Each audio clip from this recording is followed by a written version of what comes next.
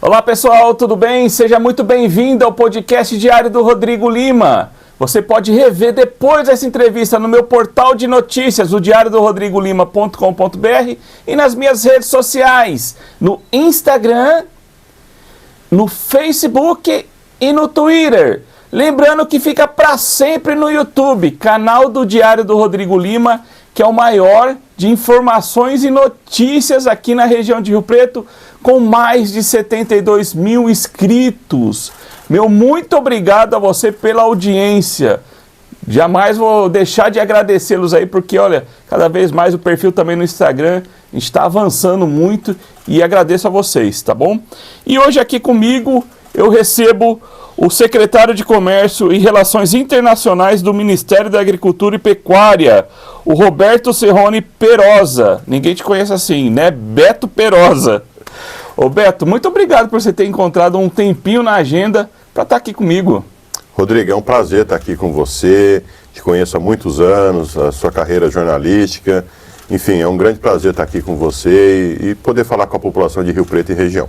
Legal. Beto, quem vem aqui no podcast Diário do Rodrigo Lima ganha presente. Opa. Vou te passar aqui, ó, o Café Bem Brasil, café que é produzido aqui na região de Rio Preto. Já conhecia? Não conhecia. Esse é um café que, olha, o pessoal tem elogiado muito. Ele é produzido em Guapiaçu. Olha que bacana. Nós temos aqui em Guapiaçu produzido. Se você levar ele aqui, ó, você apertar, ele tem essa válvula aí, você vai sentir o aroma do café. Hein? Muito bom mesmo. Toma muito café durante a... Eu tomo café o dia todo, né? Dia todo? O dia todo. Então, essa embalagem é de 500 gramas, mas nós temos de 1 quilo, viu? Ah, tá ótimo. Se você, por favor, ó, quem quiser, você pode acessar aqui o QR Code e comprar o Café Bem Brasil, que é produzido aqui na região de São José do Rio Preto, em Guapiaçu. Olha, Beto, um produto que, imagina, está aqui na região de Rio Preto, as pessoas não conhecem, né? Temos que exportar ele, né? Não sei se já está exportando, vamos exportar ele, né? Inclusive o governo do estado está fazendo uma avaliação dos cafés regionais. Vou até falar para o seu Edson participar, colocar e entrar para avaliar o Café Bem Brasil, com certeza vai estar entre os tops lá. Ah, tá ótimo. Legal. Ô Beto, eu não posso deixar de agradecer também os outros patrocinadores, que é a Cortina e Companhia, os Móveis Colômbia, que fazem aqui o nosso cenário, o Guaraná Poti, a Água Levite. Quem me veste hoje é Estivanelli, meu muito obrigado a Estivanelli. Nós estamos aqui no mês de junho, promoção lá na Estivanelli. Você no Dia dos Namorados, aí a gente já vai ficar o mês inteiro essa promoção da Estivanelli lá em junho. Corre para lá para você comprar, tá bom? E aqui o Sindicato dos Empregados no Comércio de São José do Rio Preto, o Sincomerciários, que é ligado ao deputado Mota, hein? Sim, a Márcia Caldas. É isso aí, grandes amigos. Legal. Ô Beto, eu queria conversar com você, você segue filiado ao PSDB? Olha, Rodrigo, a gente tem uma história, né, política. O meu pai foi um dos fundadores do PSDB, meu pai foi deputado federal constituinte, foi um dos fundadores. Meu pai é a 6ª assinatura na fundação do PSDB, antes de grandes nomes do PSDB. Eu costumo dizer, o Dr. Geraldo Alckmin é a 7ª assinatura. O meu pai é a 6ª assinatura. Então, o meu pai tem uma história na fundação do PSDB e eu, quando decidi me filiar a um partido político para entender um pouco melhor a política, lá nos idos de 90, da década de 90, eu resolvi acompanhar o partido que meu pai estava afiliado, que é o PSDB, então eu acabei me filiando ao PSDB e desde então eu continuo filiado ao PSDB. Agora, a política é cíclica, né? E a gente vai mudando, acompanhando as lideranças e etc. Mas hoje eu ainda sigo filiado ao PSDB. Você citou seu pai. Fala para ele, o pessoal que não conhece, quem foi seu pai? Meu pai, Antônio Perosa, né? Aqui de Urupês, nossa família toda aqui de Urupês. Foi deputado federal constituinte, engenheiro agrônomo, né? Trabalhou muitos anos no governo do estado, era muito ligado ao ex-governador Mário Covas, infelizmente já faleceu, mas teve uma carreira política muito importante. Ele foi deputado federal, foi secretário de Recursos Hídricos do estado, foi presidente do DAEE, que é o Departamento de Águas e Esgotos do estado de São Paulo, também foi subprefeito em São Paulo, né? Então tem uma história toda uma carreira política, e a nossa família teve muita inserção na política, né? Depois disso eu tive um primo que foi prefeito de Ouro-Pês. Qual o nome dele? O Zé Ito, né? Que muita gente conhece, mas infelizmente também já faleceu. Eu tive o meu avô, que foi prefeito de Ouro-Pês também, que carrega o meu nome, inclusive é o nome da rodovia que vai ali, quando você sai da Washington Luiz e entra para Ibirá, Ouro-Pês, é o nome da rodovia, é o nome do meu avô, que é muito parecido com o meu, que é Roberto Mário Perosa, né? Então a gente tem uma vida na política, uma vida nessa vocação de ajudar as pessoas, de entender as necessidades, para que a gente possa, enfim, fazer o que é possível na melhoria da vida das pessoas, né? Tem vontade, tem um sonho de ser prefeito de Ouro-Pês ou não? Não, a minha vida está em Rio Preto, né? Eu já moro em Rio Preto há mais de 30 anos, então a minha vida aqui eu me casei, aqui eu tenho 2 filhos que são nascidos em Rio Preto, então a minha vida toda hoje está centrada em Rio Preto. E eu acompanho muito mais a política de Rio Preto do que a de Ouro-Pês. E olha, a política de Rio Preto ferve, hein, Beto? A gente vai falar sobre isso mais um pouquinho à frente. Ô, Beto, você é secretário de Comércio e Relações Internacionais do Ministério da Agricultura e Pecuária. A gente iniciou uma negociação para você vir aqui, porque você não para, inclusive, no Brasil, né? São muitas viagens internacionais, muitas missões. Qual que é a missão do seu cargo? Na verdade, Rodrigo, acho que é importante dizer, eu tenho uma carreira, eu sou advogado, mas eu tenho uma carreira toda feita no agronegócio, né? Então, há 20 anos que eu estou trabalhando com agronegócio, conheço vários segmentos. Antes eu trabalhei numa multinacional de cana-de-açúcar aqui da região, né? Você se lembra e tal. E então toda a minha carreira foi desenvolvida para o agronegócio, né? E aí, com o decorrer do tempo e tal, eu fui me especializando e no último momento eu fui convidado pelo ministro Carlos Favaro para fazer parte da equipe dele, junto ao Ministério da Agricultura, o que me deixou muito honrado, né?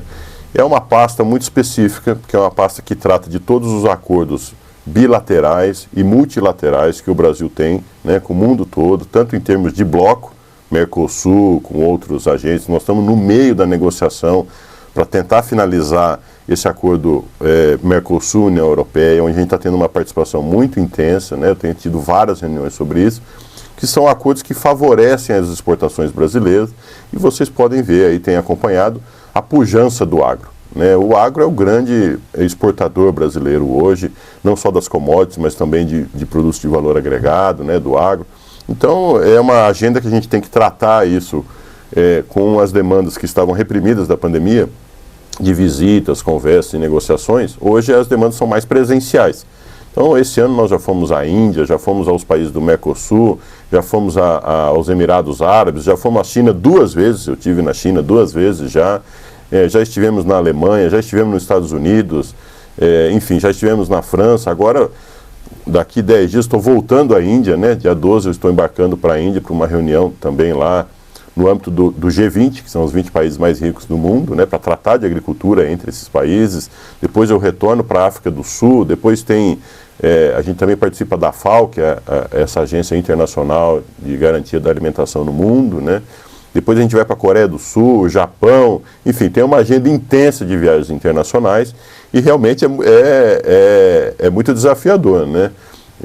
Então, a gente tratar com outros países, com outras culturas, entender as necessidades dele pelos nossos produtos, mas também dar a oportunidade de eles trazerem os produtos dele para o Brasil, para que possa haver essa relação, né, bilateral entre países que se complementam muitas vezes.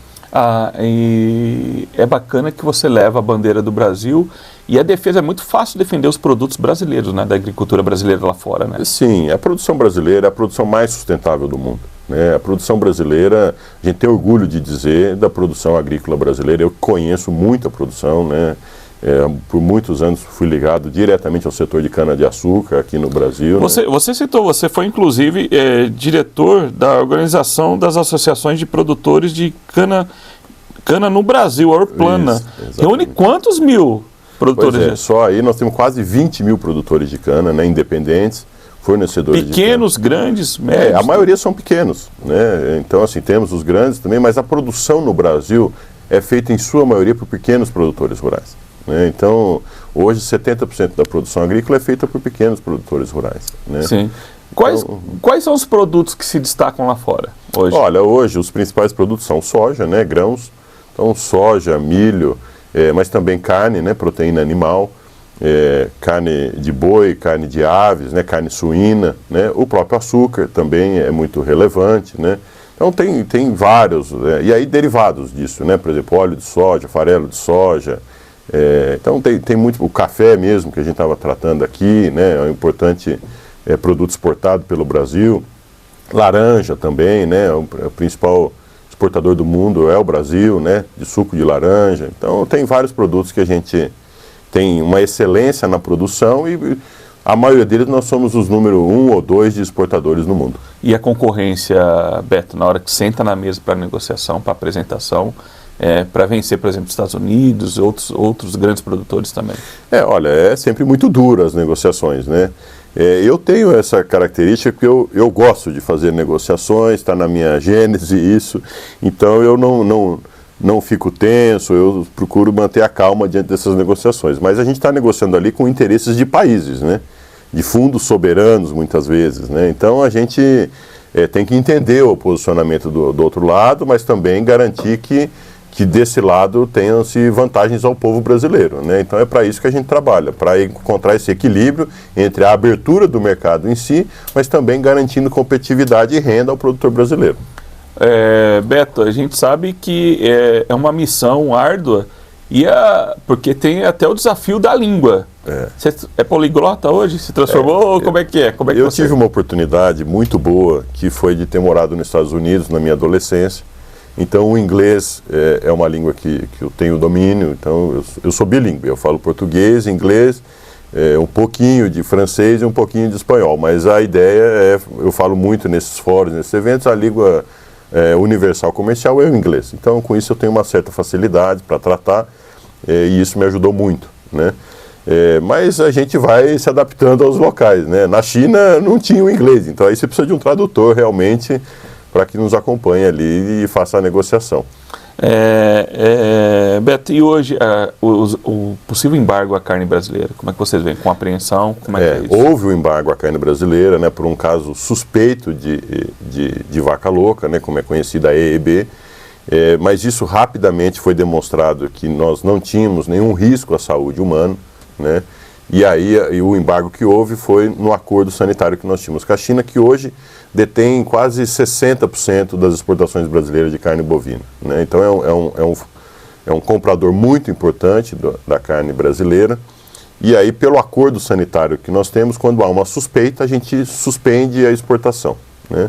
Mas isso foi rapidamente tratado pelo ministro Favro, que, vale dizer aqui, é uma pessoa humilde, do campo, conhecedora dos assuntos do campo, e que tem feito um trabalho assim, de resgate dessa interlocução com o agronegócio verdadeiro do Brasil e etc.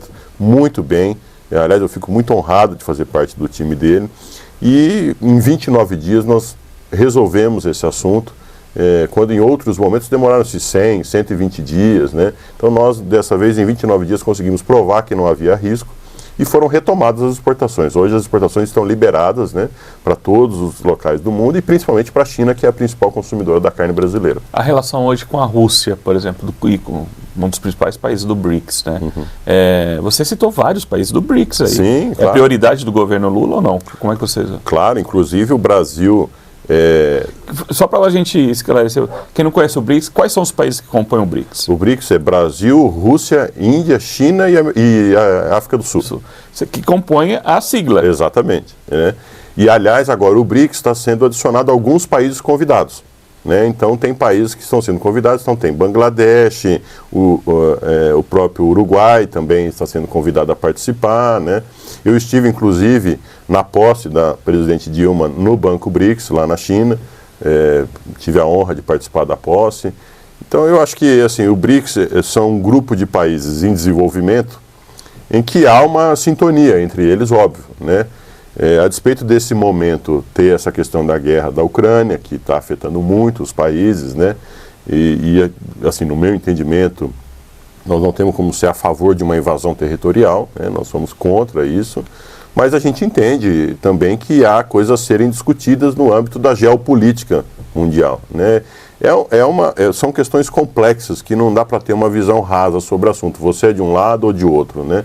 Existem situações de países soberanos que precisam ser recebidas, analisadas e decididas num meio termo, né?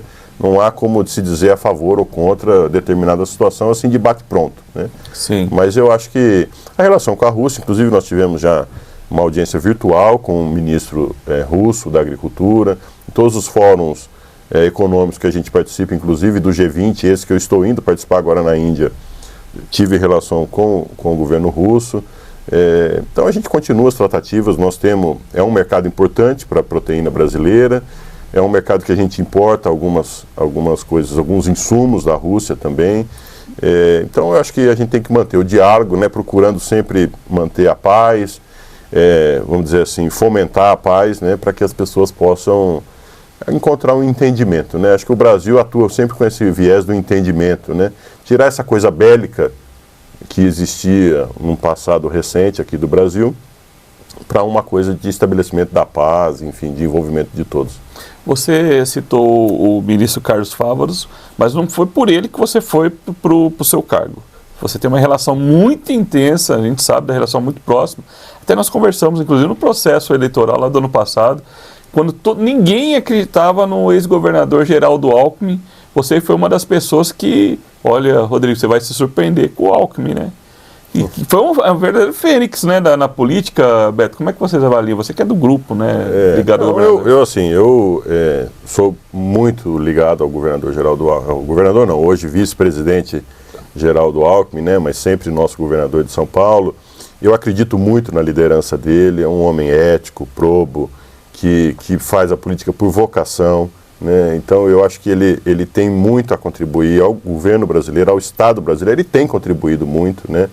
Eu acho que ele tomou uma decisão pensando no que seria melhor para o Brasil, às vezes nem tanto o que é melhor para ele ou para o grupo dele, mas pensando no que é melhor para o Brasil. Eu acho que foi uma decisão muito acertada nesse momento da história brasileira, e eu acho que ele vem desempenhando um papel fenomenal junto ao governo brasileiro, né, fazendo essa interlocução com diversas áreas da população, da sociedade, né? Mas não, eu fui convidado pelo ministro Favaro, né? Então eu conheci ele na... Mas não tem o dedo do Alckmin? Aí eu não sei, eu tenho o dedo de Deus, né? Mas eu conheci o ministro Favaro na transição, logo nos aproximamos com ideias semelhantes.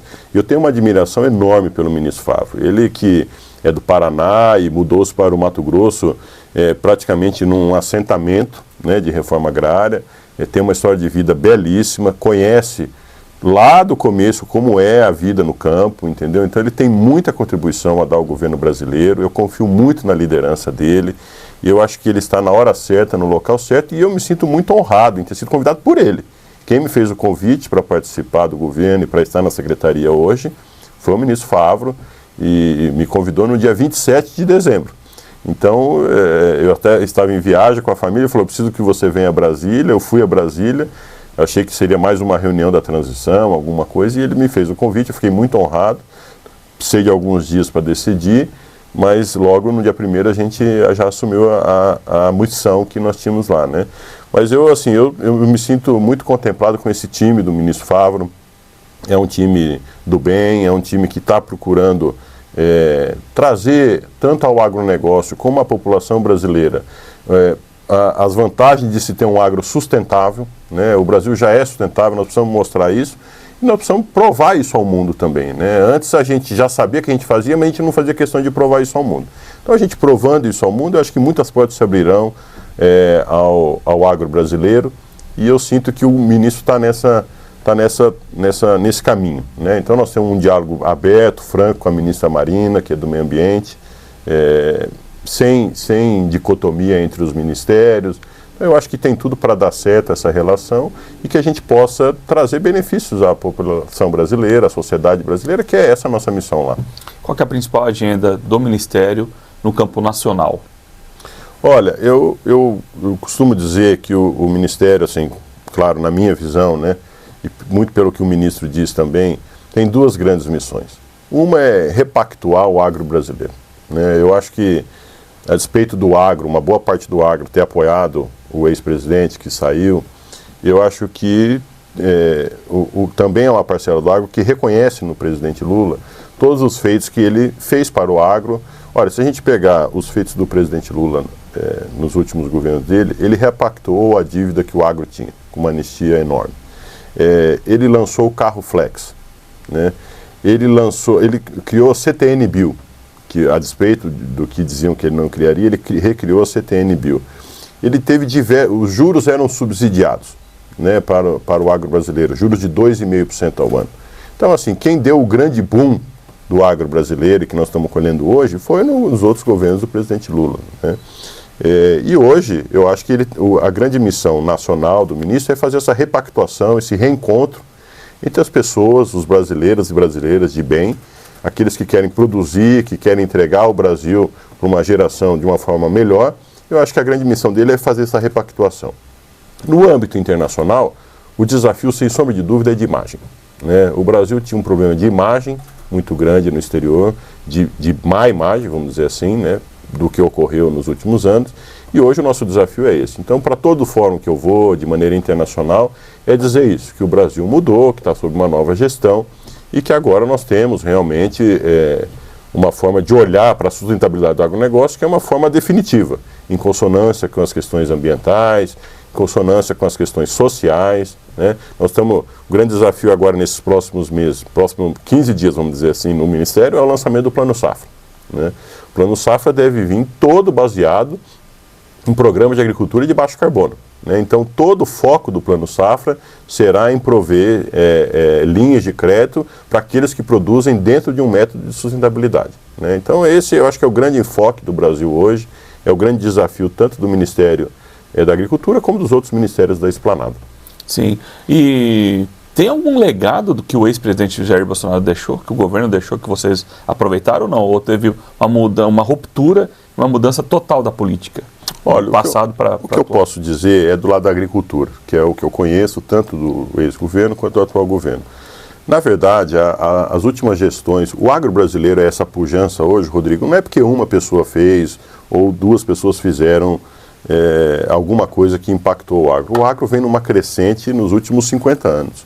Desde a criação da Embrapa, que foi uma ideia genial do ex-ministro Alisson Paulinelli, com Cine de Lima, enfim, ex-ministros que pensaram isso. Eu acho que todos os ministros da Agricultura que passaram pelo Ministério da Agricultura fizeram um bom trabalho. Roberto Rodrigues, posso citar aqui, tem um ministro local aqui, que foi o Cabreira, que também foi um ótimo ministro, né? Já sentou nessa cadeira aqui. Pois é, então eu tenho uma admiração muito grande também por ele. Eu acho que o resultado do agro de hoje é o resultado de várias somas em que tiveram boas gestões, né? A ministra Tereza Cristina, que inclusive eu conheço bem, etc., eu acho que fez um belo trabalho também no Ministério. Então, diferente de outras pastas da Esplanada, no agro a gente recebeu um ministério muito redondo, com muita coisa entregue, com um trabalho muito bem feito, né? Então isso eu acho que é importante reconhecer. E nós estamos procurando melhorar essa sintonia, melhorar essas questões que são desafiadoras, mas realmente o trabalho que tinha sido feito, que vem de várias gestões, eu acho que é um trabalho muito bem feito e contínuo. E é essa a grande missão, de deixar agora um legado, né? E o ministro sempre diz, né? O ministro Favro diz, se ele gostaria de deixar um legado, e eu penso igual, e a gente ser reconhecido por uma coisa, é de ser reconhecido como um ministro, e aí eu digo no meu caso também como secretário, que são contemporâneos, né? Então que pensam no agro como uma grande potência brasileira e que tem esse trabalho sustentável enorme, mas que pensam com contemporaneidade, né? Que pensam na sustentabilidade, pensam no meio ambiente também, e esse é o legado que a gente pretende deixar. O projeto é de 8 anos? Não, o projeto, um dia após o outro? Na política, como diziam, né? A política é como nuvem, né? Mas eu acho que tem o primeiro projeto, que são esses 4 anos, né? E aí vamos ver como é que vai ser o transcorrer das eleições e etc., né? Para a gente poder planejar os próximos, né? Você acredita que o governo do presidente Lula já decolou? Olha, todas as áreas, principalmente você é ligado muito à agricultura, mas você é um cara antenado em tudo, sim, né, Beto? Você acompanha, está em Brasília. Já decolou? Não, ou ainda não? Olha, 6 meses, né? Eu acho que, governar não é fácil, é sempre um desafio, né, Rodrigo? E quando há rupturas, assim, de governos, não são sucessões partidárias, né? E eu acho que tem um desafio, é o desafio que vive São Paulo também, é o desafio que vive em outros estados em que houve uma mudança de espectro político na liderança, né? Então até você montar o time e etc, até demanda um tempo, né? Azeitar as relações com as casas legislativas, né? Eu acho que isso demanda um tempo. Mas eu acho que está correndo bem. Hoje o Brasil recuperou o protagonismo internacional, que não tinha, acho que é um grande feito já no primeiro semestre do governo Lula. E isso, muito embora as pessoas eventualmente tenham alguma crítica e etc., mas isso é o que abre portas para o Brasil, para depois poder vender seus produtos e a exportação gerar renda e riqueza aqui, né? Então, eu acho que isso as pessoas têm que entender, né? Quando há essas viagens internacionais, etc., é para promover o Brasil lá fora e com isso gerar renda e emprego aqui para a população brasileira, né? Então, nesse sentido, eu acho que o governo vai indo bem.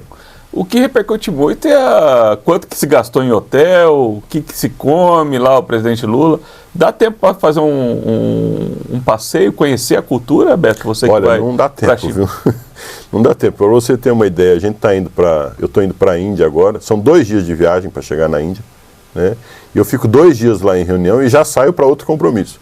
Então é muito rápido. É dentro do carro. É dentro do carro. A gente sai do hotel para o hotel. Às vezes o hotel que a gente fica é o mesmo hotel do evento, e aí o hotel é escolhido pelas autoridades locais, então muitas vezes por isso que não somos nós que escolhemos os locais, né? Mas a gente tem poucas oportunidades de visita. É mais no trânsito, né? Entre o hotel, o local da reunião, que você vê, tira uma foto, alguma coisa assim, mas não tem tempo para turismo. Realmente a gente vai a trabalho, né? Então eu acho que... Passou algum perrengue? Sempre passa, né? Sempre passa. Agora no começo do ano que eu tive na Índia, a comida é muito apimentada lá, né? Então, eu fiquei num hotel, você acordava no café da manhã, tudo tem pimenta. Então, assim, o ovo tem pimenta, o pão tem pimenta. Você fala, não tenho nada sem pimenta? Não, então eu vou trazer sem pimenta. Aí ele traz sem pimenta, mas não é sem pimenta, é com pouca pimenta, entendeu? Então é difícil, a alimentação é sempre um desafio, né? A gente é acostumado aqui com a nossa comida, principalmente com a comida nossa regional aqui, de um bom churrasco, etc., né? Mas é sempre um desafio. O pessoal fala que o brasileiro valoriza muito o país quando vai para fora, né? Principalmente na alimentação, né? É verdade. Um país riquíssimo, né? E a questão das demandas aqui junto ao governo de São Paulo, como é que tem sido a sua relação com o secretário Junqueira? Quais são as demandas paulistas que você está contribuindo e está ajudando também? Tem alguma? Ora, nós temos uma atuação próxima, eu conheço muito bem o secretário, Antônio Júlio, né? A gente já teve estamos ainda em diversos fóruns juntos, tem uma relação próxima com ele, conheço várias pessoas também do governo Tarcísio, acho que nós temos uma relação institucional, né? E com o secretário Junqueira a gente trata de alguns assuntos em comum. Por exemplo, tem essa questão que o Ministério trata, né, da gripe aviária que está colocada, eu acho que São Paulo tem feito um bom trabalho, né? Teve essa questão também, enfim, de manejamento do CAR, que eu acho que é uma coisa que o Estado tem feito bem também. Então eu acho que o secretário tem desempenhado um papel importante. Aqui nós temos uma relação, eu troco telefonema, WhatsApp sempre com ele, eu acho que uma relação próxima e eu acho que ele está desempenhando um bom papel. Tive com o prefeito Edinho Araújo, falei para ele, prefeito, olha, o Beto Perosa vai lá no podcast. Algum pedido, alguma demanda do município? Falou, olha, vamos precisar de ajuda para expor Rio Preto. Já vai pedir ajuda, com certeza vai pedir recurso. Você também tem essa atuação, Beto? Como é que é esses pedidos dos prefeitos? Que você acaba sendo uma referência regional e você é atualmente o principal agente político de expressão no governo federal, né? Acaba se tornando uma referência e você tem recebido várias visitas lá em Brasília, né? A gente tem vários amigos aqui na região e eu recebo a todos, né, indistintamente. Eu acho que o prefeito Edinho Araújo, com o qual eu tenho uma boa relação e etc., eu acho que ele tem muito trânsito, né? Já foi ministro de Estado, enfim, eu acho que ele tem uma boa ideia do que é Brasília e etc., né? Claro que a gente está sempre aberto a ajudar, disposto a ajudar Rio Preto, principalmente Rio Preto, que é onde eu moro, onde minha família mora, enfim, onde eu estou aqui há mais de 30 anos, né? Então, o que a gente puder ajudar, a gente está à disposição. Você tem pretensão política no Legislativo, para deputado, prefeito, alguma situação assim ou não? Ou você é homem de bastidores? Olha, Rodrigo, quando a gente está na política, a gente nunca pode falar que a gente não tem pretensão, né? Então, a gente deixa um pouco... O futuro a Deus pertence, né? Mas a gente vai trabalhando e as coisas vão acontecendo. Eu não tenho essa coisa de ter uma coisa programada, né, para a vida, assim. A gente vai trabalhando E aí as pessoas vão nos convidando, né, para participar e se envolver cada vez mais. E se tiver oportunidade, é claro que a gente participará, né? Mas eu acho que a gente tem um caminho a transcorrer com muita humildade, né? Aguardar o seu tempo. Eu sei que política tem fila, eu acredito nessa teoria, entendeu? Então eu acho que a gente tem que ir trabalhando, falando o que a gente quer fazer, mostrando o que a gente pode fazer, pensando em como a gente ajuda a sociedade, que é essa, eu acho que a vocação da função pública é em como melhorar a vida da sociedade. Claro, cada um numa veia e tal, mas... e aí, se chegar o momento, se for a vontade dos amigos, da maioria e etc., a gente pode avaliar, sim, uma candidatura. Você permanece no PSDB ou você está de saída também? Olha, como eu disse no começo, Rodrigo, eu tenho uma relação histórica com o PSDB, né? O PSDB passou por alguns momentos não muito bons, né? Eu acho que nós tivemos um problema de liderança no PSDB, né? A liderança... cometeram erros na liderança do PSDB em nível estadual, né? Tem nome? Eu acho que liderança em nível estadual está dado, quem são os nomes, né? A gente não precisa citar, né? Mas eu acho que, enfim, até a saída do Dr. Geraldo do PSDB é fruto dessa má liderança, desse erro na liderança que ocorreu no PSDB, né? Eu ainda estou no partido, mas avaliando, né? Nós temos até março do ano que vem para avaliar se a gente continua no PSDB ou não, né? Que o prazo para depois eventualmente participar de alguma eleição é março, e aí você tem que escolher um partido. Sim. Se a gente for participar, né? Ô Beto, você participou das articulações da costura da ida do PSDB no projeto atual do governo do prefeito Edinho Araújo. De que forma foi a sua participação? Não, olha, nós lá em 2020, nós tínhamos uma ideia de ter candidatura própria, né? Então nós começamos a estimular dentro do quadro interno do PSDB pessoas que pudessem postular essa candidatura. Na verdade, eu participei da reformulação do PSDB em Rio Preto. Nós montamos uma chapa de vereadores bem competitiva. Lembrando, a chapa de vereadores do PSDB foi a segunda ou a terceira mais votada nas últimas eleições, coisa que não ocorria há mais de 20 anos, né? Então, fruto desse grupo político que nós temos aqui em Rio Preto, que a gente participa, né? Não como líder, como nada, mas como companheiros dentro desse grupo, e a gente montou essa chapa e tinha a pretensão de ter um candidato a prefeito.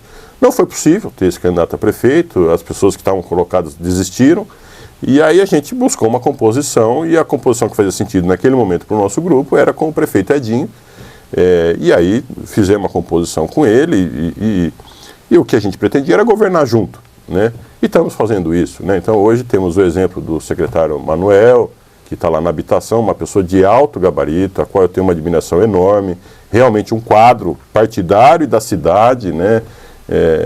Já ocupou diversos cargos, uma pessoa muito centrada, e que eu acho que vem fazendo um belíssimo trabalho. Você vê o trabalho de reurbanização lá da favela, Vila Itália, que ele está fazendo, está acompanhando. Então eu acho que é um orgulho para nós ter uma pessoa como o Manuel participando do governo Edinho em nome do PSDB. Sim. Se o ex-governador Geraldo Alckmin, vice-presidente, pedir para você se filiar ao PSB, não sei se já pediu, você se filiaria ao PSB ou não? Olha, não sei se é exatamente ao PSB, mas aonde o presidente, o vice-presidente Geraldo Alckmin disser para a gente ir, ele mostrou que ele sabe das coisas, que o caminho é bom, né? Então eu vou ouvir com muita atenção, né? Então, claro, um pedido dele é uma coisa a se analisar com muito carinho e possivelmente aceitar, né? Mas precisa ver, a composição tem a questão local, né? Que precisa ser analisada, quem são os players locais, quem são os atores dos partidos locais, para que a gente possa avaliar para onde ir. Qual a sua relação com o ex-prefeito Valdomiro Lopes, deputado estadual, pré-candidato a prefeito pelo PSB? Exatamente. Bom, eu tenho uma boa relação com o ex-prefeito. Na verdade, eu costumo dizer, Rodrigo, a gente não tem inimigos na política, entendeu? Eu gosto do prefeito, já tive vários momentos de interlocução com ele. Eu acho que ele é um político competente. Ninguém é prefeito de Rio Preto à toa, 2 vezes, entendeu? Eu acho que ele teve um trabalho importante na cidade. Agora, tudo é cíclico, né? Eu acho que as cidades vão crescendo, vão evoluindo, e eu sou adepto, até por conta da minha condição, de que a gente tem uma renovação da política, entendeu? Então eu acho que, não só em Rio Preto, mas no Brasil, no Estado, eu vejo com muito bons olhos a evolução das pessoas que participam da política, com renovação e etc., né? Mas respeito todo o trabalho que foi feito pelo ex-prefeito Valdomiro. Ô Beto, qual que é a sua avaliação do cenário político atual de Rio Preto? Olha, Rio Preto eu acho que está encerrando um ciclo e começando um novo ciclo político, né, em Rio Preto. E por isso que eu acho importante a participação de novas pessoas nesse novo ciclo, né? Eu acho que nós tínhamos um conjunto de políticos que participaram muito ativamente da política aqui nos últimos 20 anos, e esse ciclo está sendo encerrado agora nessa gestão que vai se encerrar, né?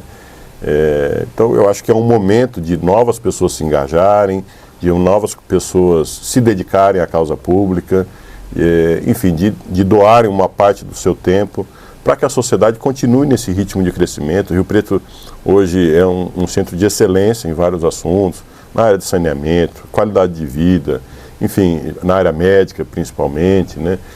No setor de serviços é uma área pujante, né? Então, eu vejo alguns exemplos muito bons aqui em Rio Preto. Por exemplo, a Associação Comercial de Rio Preto é um exemplo, né, de gestão, a CIRP, né? A CIRP, né? Eu acho que vem, e aquilo que eu te disse, não é um fruto de trabalho de uma pessoa, né? Existiram vários presidentes que foram muito bem, né? Citar alguns aqui, o Paulo Sader, a Adriana Neves, Maurício Belodi, inclusive o próprio Kelvin que está lá hoje. Eu acho que são várias gestões na sequência que levaram a uma excelência do serviço prestado, e eu acredito muito nisso também na área pública, né? Nós tivemos bons prefeitos nos últimos anos, né? Agora é um momento de renovação política, né? E eu acho que nós vamos ter muita novidade, né? E aí uma coisa que eu costumo dizer sempre, não dá para a gente achar que a pessoa é figura pública e por isso é vocacionado.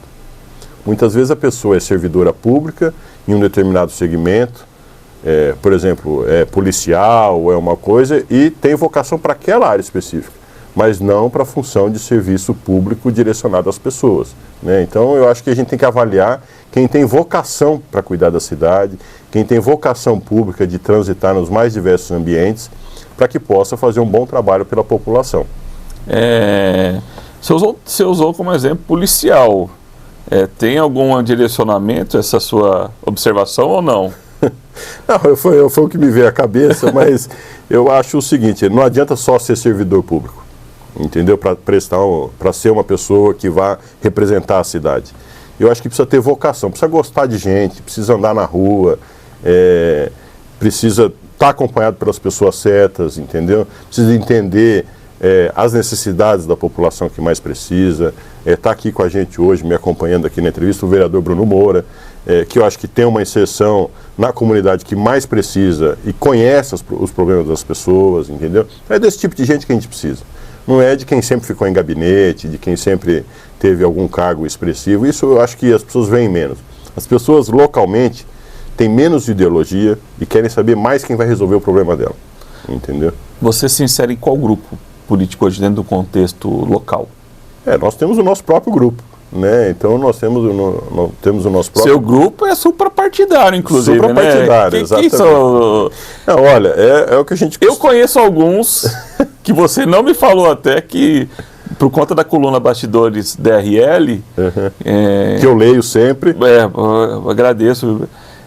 A gente fica sabendo, tá efervescente, né, o meio político, né? E falou, eu pertenço ao grupo do Beto, mas você também, pessoa que eu nem imaginava, né? Nós vamos construindo, a minha ideia sempre foi essa, de ir construindo relações, né, Rodrigo? Sempre, sem pensar em um ou outro especificamente, acho que até a gente citar um ou outro fica até deselegante, mas nós estamos nessa construção desde 2020. Então a gente construiu uma base no PSDB, depois isso transcendeu o PSDB, hoje nós temos um grupo com vários partidos, né? E com todos os atores, gente que está no governo, gente que não está no governo, vereador. Então eu acho que a gente tem uma ligação hoje que faz um caldo bom, entendeu? E é isso que os outros grupos também nos veem assim, né? Nós temos uma conversa suprapartidária que está pensando no bem de Rio Preto, né? E não em vaidade pessoal, em um ou outro ser candidato, não é nada disso. Nós estamos pensando muito, portanto, porque eu vi essa mudança cíclica que está acontecendo em Rio Preto. Eu acho que é o encerramento de uma fase e o começo de uma nova fase. E é o que eu digo sempre para as pessoas que estão junto com a gente. Nós precisamos avaliar o momento político que tem em Rio Preto e é esse novo momento que vai começar. E a gente ser protagonista nesse novo momento, mas com um ideal e com um pensamento em como melhorar a vida das pessoas, porque é isso que a gente está aqui, né? Se não for para melhorar a vida de quem mais precisa, pega o chinelinho e volta para casa, entendeu? Então a ideia é que a gente tenha essa confluência de pensamentos, cada um num segmento, um da área social, um da área de advogados, outro da área da associação comercial, enfim, outra da área cultural da cidade, enfim, eu acho que a gente tem que somar todo esse grupo, né, e a gente entregar uma proposta para Rio Preto, que é esse o grande intuito do nosso grupo, entendeu? Você falou em fila.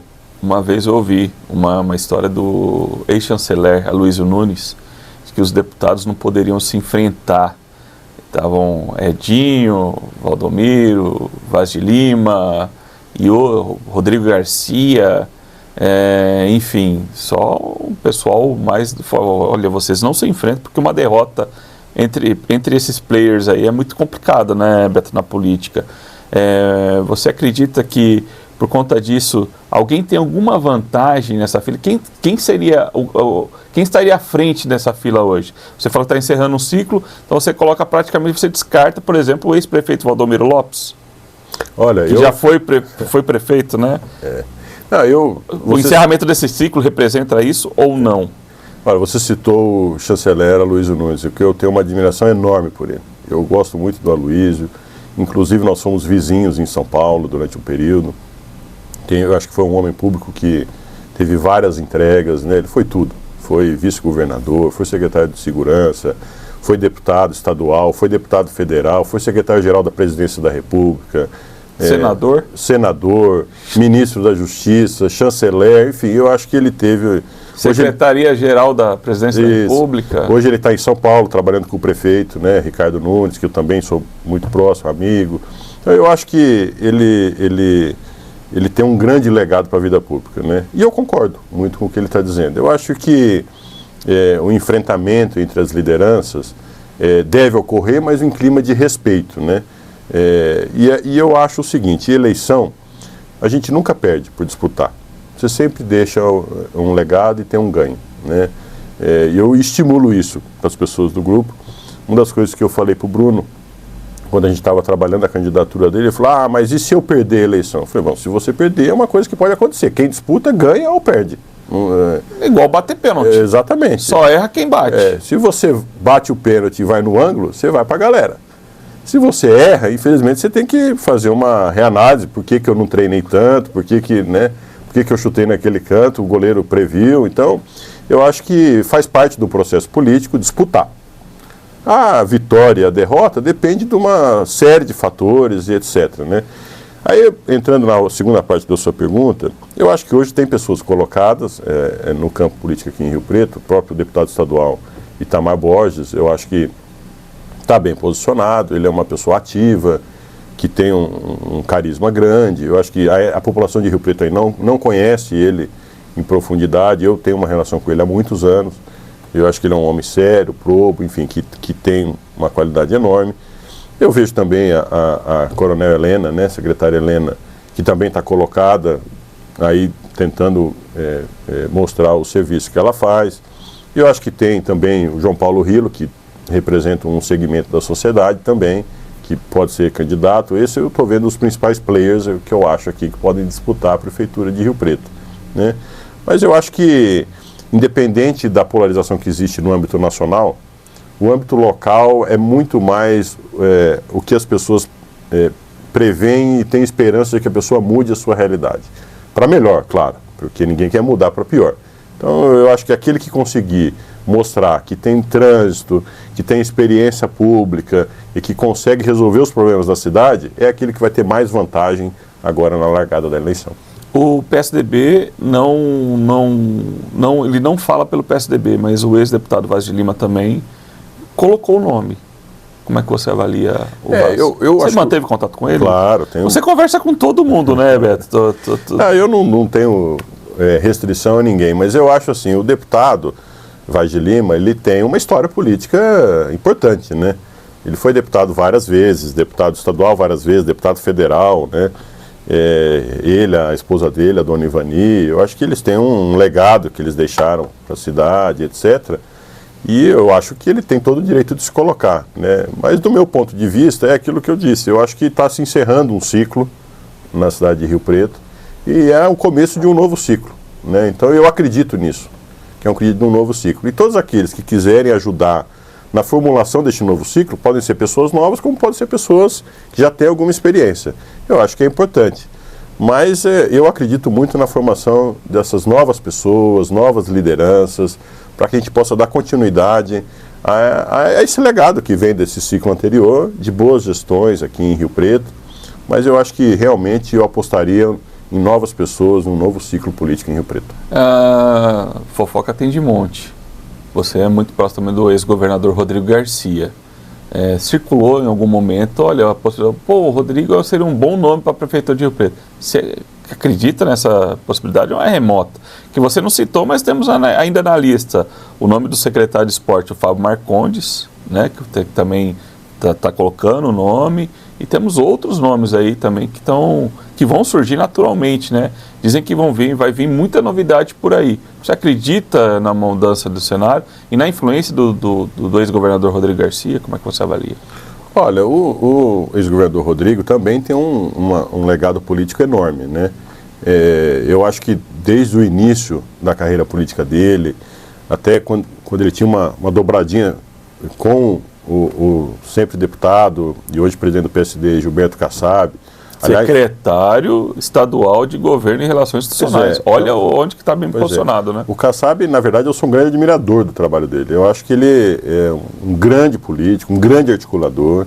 Muitas vezes eu me espelho nele, até inclusive para fazer as nossas conversas, porque eu acho que o meu pai trabalhou algum tempo com ele e eu pude ver de perto como ele é competente, entrega resultados e pensando na população. Então, realmente, o Kassab, eu acho que é um grande líder político.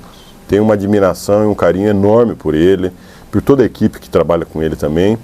Mas, falando do governador Rodrigo Garcia, eu acho que ele teve uma experiência máxima, que foi ser governador do estado. E aí, eu acho que disputar a prefeitura de Rio Preto não faz tanto sentido assim para ele. Eu acho que ele tem muito a contribuir ainda para a política. Isso não é meu pensamento. Eu não converso sempre com o governador Rodrigo Garcia. Aliás, tem até algum tempo que a gente não se conversa e tal, mas o que eu acredito é que ele, como político competente que ainda pode agregar muito à política nacional brasileira, né? Mas eu acho que sempre pensando em cargos majoritários do Estado e etc, né? Acho que Rio Preto, acho que é a base dele também, tem a família dele aqui, mas eu acho que não está nesse momento no foco dele, penso eu, né? Não foi nada que me foi dito, mas penso eu. Mas eu acho que Rio Preto Prefeitura de São Paulo, por exemplo? Não sei. Eu acho Se bem que ele está bem alinhado com o prefeito, né? Então, Nunes, né? Eu acho que, não sei, tem candidaturas ao Senado, precisa você ver também como é que vai ser a questão da sucessão do próprio governador Tarcísio, né? Eu acho que tudo isso ainda está um pouco longe do horizonte para ser olhado, né? Mas eu queria te dizer uma coisa, Rodrigo, eu fico analisando, o Rio Preto teve grandes lideranças, né? Você pega lá atrás, eu sou um estudioso, né? Nós tivemos Alberto Andaló, né? Tivemos um outro deputado federal que meu pai sucedeu na região, que era o Otacílio de Almeida, né? Então, depois teve o próprio Edinho, Manuel Antunes, que com a sua característica local também teve uma contribuição para a política local, o próprio Aloysio Nunes, que foi um grande representante da região, né? O doutor Eleusis Paiva, que também foi deputado federal e hoje é secretário da Saúde do Estado, então também uma grande liderança política, né? Local e regional, que a gente tem que respeitar, né? Enfim, teve o próprio Kassab, que teve muita inserção regional aqui e que se transformou nesse grande articulador nacional, né? O Kassab hoje, o governo Tarcísio passa pela articulação dele e o governo Lula também passa pela articulação dele. Então você imagina, o PSD hoje tem 3 ministérios, né? Inclusive o ministério no qual eu estou, o ministro é do PSD.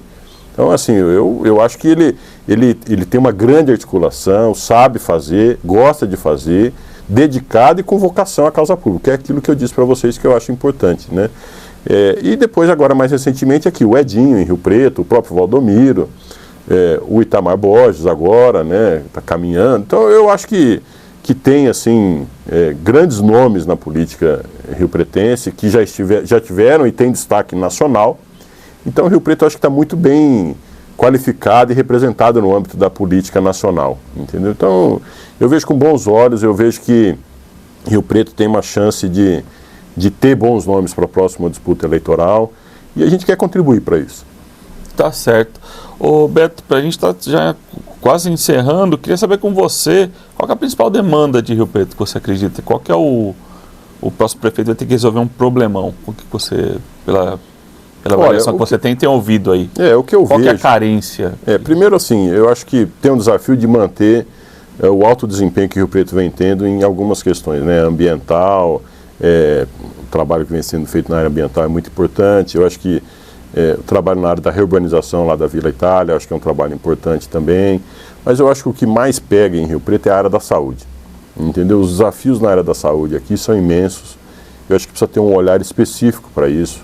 Um olhar com gestão técnica, né, que é a gestão mais a parte técnica, né? Então, eu acho que precisa melhorar isso e eu acho que os candidatos têm que focar nisso. A gente vê pessoas passando horas em UPA, horas esperando atendimento em entidades, enfim, e isso eu acho que precisa ser resolvido. Numa cidade do porte de Rio Preto, numa região tão rica como é o Noroeste Paulista, não dá para aceitar que as pessoas passem um dia inteiro para fazer um atendimento na UPA, entendeu? E a gente vê isso de pessoas próximas a gente, né? Então, eu acho que então é realidade, não é uma coisa que você escuta dizer nada. Então, eu acho que esse deve ser o grande foco, investir na saúde e manter o alto nível das outras prestações de serviços que existem na cidade, né? Eu acho que, e para isso precisa de gente com garra, gente nova, com força, que tem experiência, porque não é fácil mover a máquina pública, né? Então, eu acho que, feito isso, aí Rio Preto consegue entregar uma boa prestação de serviço para a cidade, né? Eu acho que já tiveram outros desafios em outros momentos, mas hoje eu vejo esse como o principal desafio. A Câmara de Rio Preto tem tomado algumas medidas e você está ajudando, inclusive, com certeza, formando aí um time para disputar a Câmara de Rio Preto. Você gosta as listas, né? As listas com os nomes para a formação dos partidos. Entre as medidas impopulares, o Bruno até está aqui, a questão do aumento de número de cadeiras de vereador nós tivemos recentemente, e vamos ter aí uma votação, ainda esse mês, provavelmente mês de junho, do reajuste de salário. Uhum. Como é que você avalia isso? Você ouve nas ruas? Como é que a população está distante disso? Não tem mais aquela força? O vereador está estão votando da maneira que quer? Isso vai ter consequência lá na frente? O que você fala com a turma, Renan? Você que tem experiência nisso, né? O que você, por exemplo, comenta com o Bruno, fala, olha, vai votar a favor, contra? Como é que você avalia isso? Não, primeiro eu acho que assim, cada vereador independente está lá defendendo o seu mandato e é quem eles representam, né? Então eles têm o direito a votar de acordo com a convicção deles, né? Eu vejo com bons olhos a questão do aumento do número de vagas. Eu acho que quanto mais a sociedade estiver representada na Câmara, melhor para a sociedade e para a democracia, né? Eu sou um defensor voraz da democracia, até pela história da minha família e etc.